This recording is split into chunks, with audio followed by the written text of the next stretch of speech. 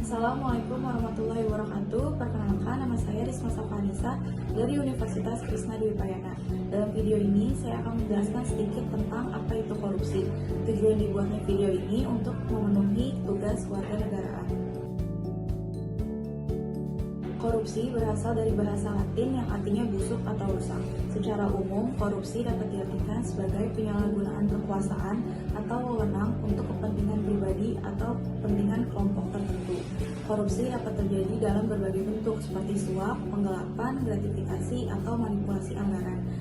Korupsi bisa terjadi karena berbagai faktor, diantaranya yang satu, gaya hidup yang berlebihan, dua, sifat serakah, yang ketiga, kebutuhan hidup yang semakin tinggi, keempat, penyalahgunaan kekuasaan, dan yang kelima, ketidakstabilan politik. Contoh kasus korupsi terbesar kedua lolos dari hukuman mati dan divonis nihil. Terpidana kasus korupsi pengelolaan dana PT Asuransi Sosial Angkatan Bersenjata Republik Indonesia atau ASABRI, Beni Cokro Saputro divonis nihil oleh Majelis Hakim Pengadilan Tindak Pidana Korupsi Kamis 12 Januari 2023. Dengan kata lain, Beni Cokro Saputro lolos dari hukuman mati yang merupakan tuntutan jaksa penuntut umum.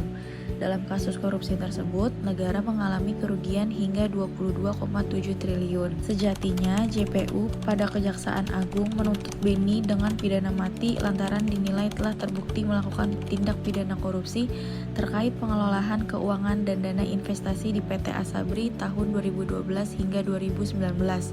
Jaksa juga meminta majelis hakim menyatakan Beni Cokro bersalah telah melakukan korupsi bersama-sama dengan terdakwa lain. Hakim menolak hukum mati Beni Cokro.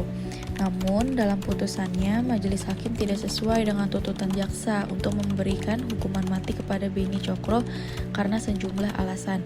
Pertama, JPU dinilai melanggar asas penuntutan karena menuntut di luar pasal yang didakwakan.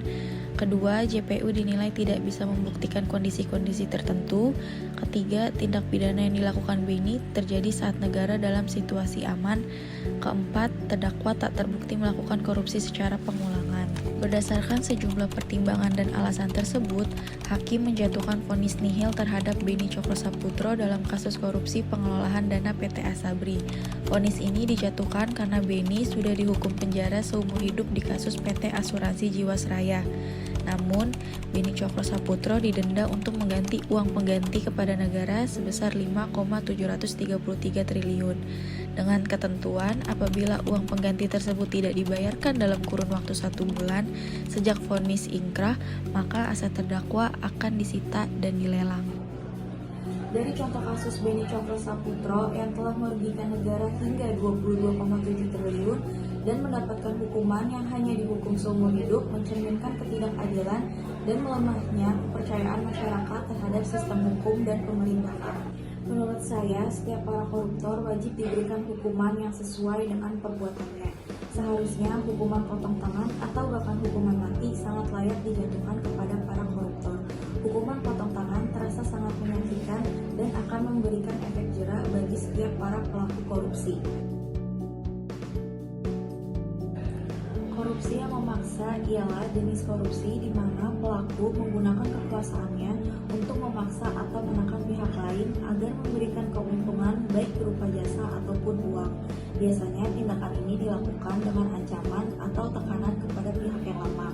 Contoh ancaman di dunia kerja, atasan yang memaksa bawahannya. Korupsi yang terpaksa adalah tindakan korupsi yang dilakukan karena berada dalam kondisi tertentu yang memaksa mereka untuk melakukannya, meskipun tindakan tersebut bertentangan dengan keinginannya. Contohnya kebutuhan ekonomi. Seseorang bisa melakukan korupsi karena kebutuhan ekonominya. Dan yang terakhir, korupsi yang dipaksa ialah jenis korupsi di mana mereka melakukan tindakan tersebut karena berada di bawah tekanan atau perintah dari pihak lain yang memiliki kekuasaan yang lebih tinggi. Contohnya pegawai yang dipaksa memalsukan dokumen oleh atasannya. Sebagai negara yang ingin memberantas korupsi, Indonesia memerlukan keberanian untuk menegakkan keadilan tanpa memandang jabatan atau status sosial pelaku, apalagi sampai memberikan mereka hukuman yang ringan. Tidak ada ruang untuk toleransi kepada para koruptor karena kejahatan besar memerlukan hukum yang tegas dan sebanding. Sekian penjelasan dari saya. Terima kasih. Wassalamualaikum warahmatullahi wabarakatuh.